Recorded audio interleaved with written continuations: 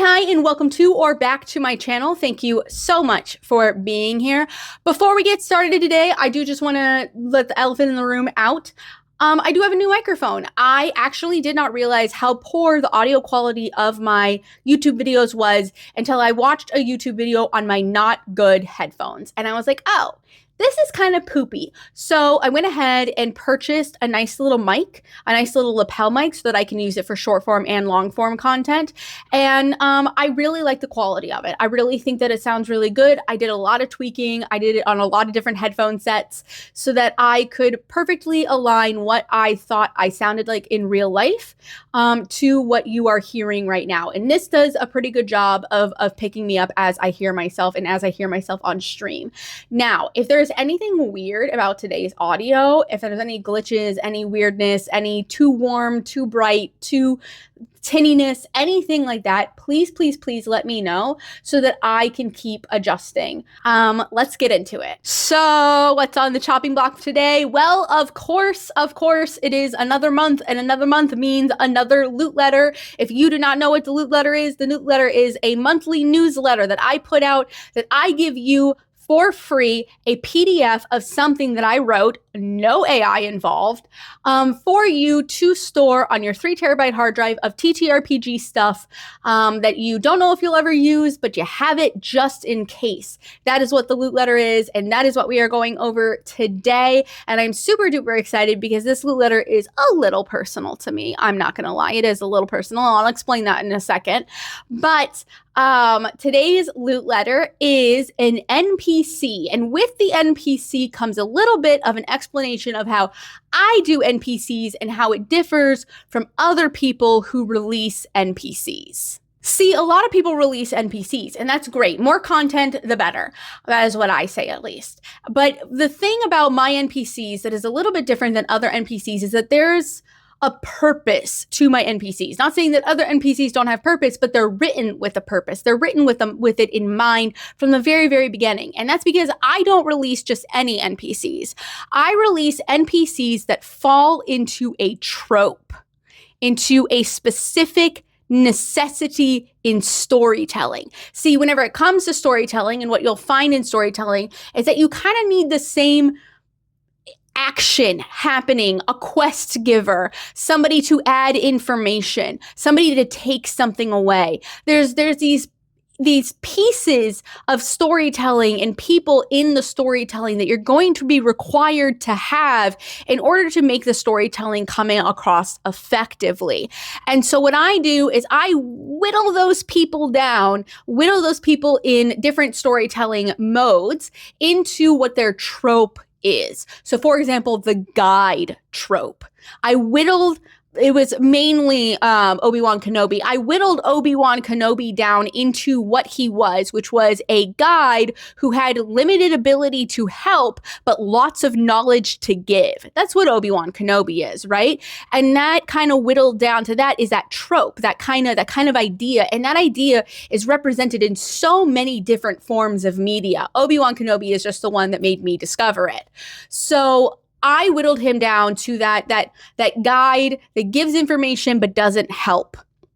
And then I take that trope and turn it into a TTRPG ambiguous NPC. And what I mean by ambiguous is that while it leans mostly towards fantasy, and I write for fantasy because I like fantasy and a lot of my ideas are inspired by fantasy, this person is plug and play. This person has been stripped down, and the one in my world has been stripped down of everything that has to do with my world, my space, my ideas. And it is now a person that can be put into any fantasy setting and work. And not only on top of that, a lot of these you can flip it and do a little bit of work and tweak it and be able to put them into any setting at all, So that is how I write my NPCs. Ambiguous, so that you can plug and play into any scenario, any setting, and with finagling, move them out of fantasy and into something else. And 2, they have a purpose. They have a reason. They're not just a cool guy that's in some cool space doing some cool stuff. They have a proper place in the storytelling aspects of fantasy and in the storytelling aspects of TTRPGs for you to utilize.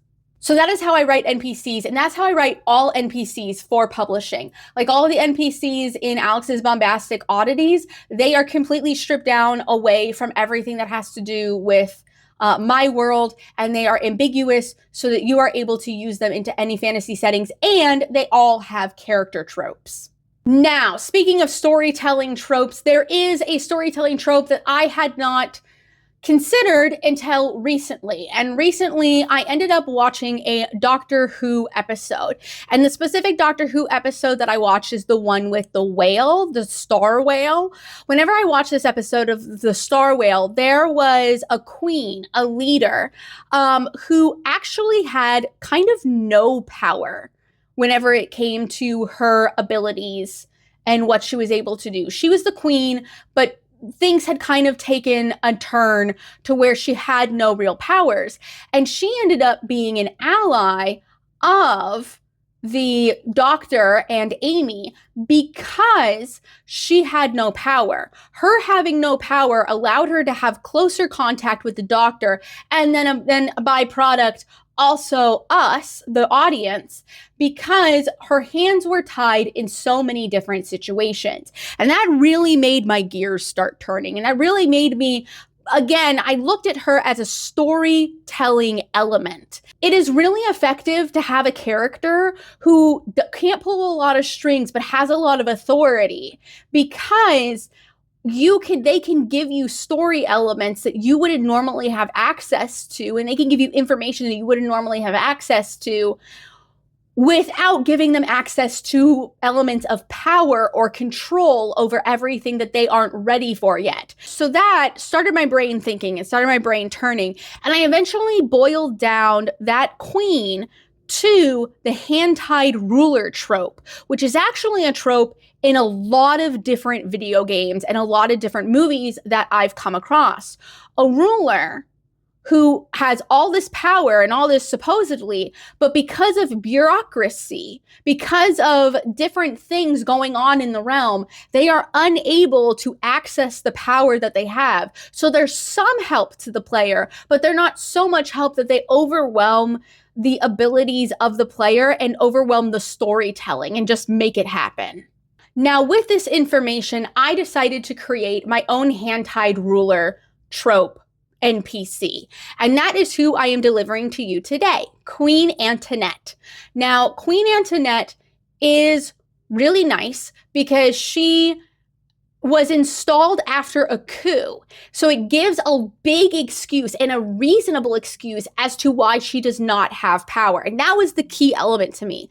Some of the times that the people do not have power, it doesn't make any sense as to why they don't have power. Why don't they just do something about it? Why don't they just tell the army to do something about it? Well, if you're installed after a coup, the people who installed you are actually the ones that are still in power, right? That in real life.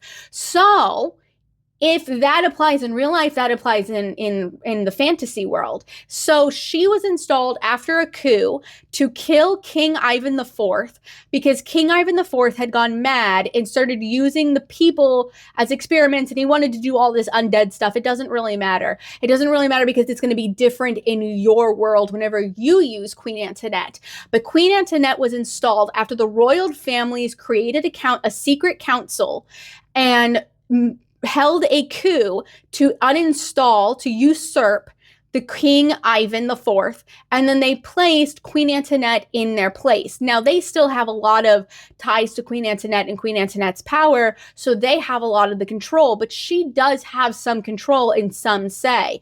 And so that power balance, that power exchange, that power dynamic, that is what makes this trope so special, because you can really elevate your storytelling by unraveling that power imbalance. You can really make it to where as you guys get better, she gets better. And as she installs gets more power, you get more power. And eventually you can help her get away from the council and all of that kind of stuff.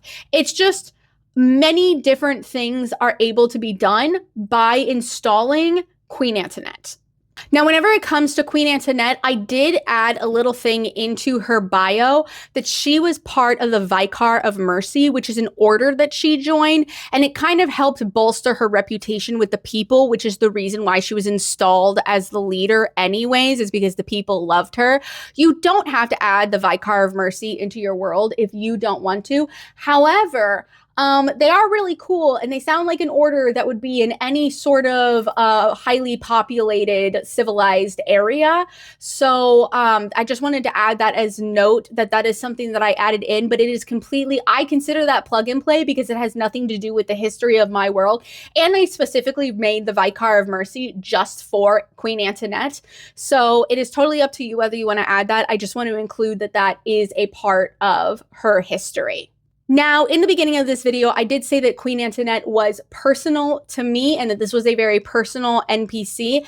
And the reason why I say that is because this is actually based off of my mother.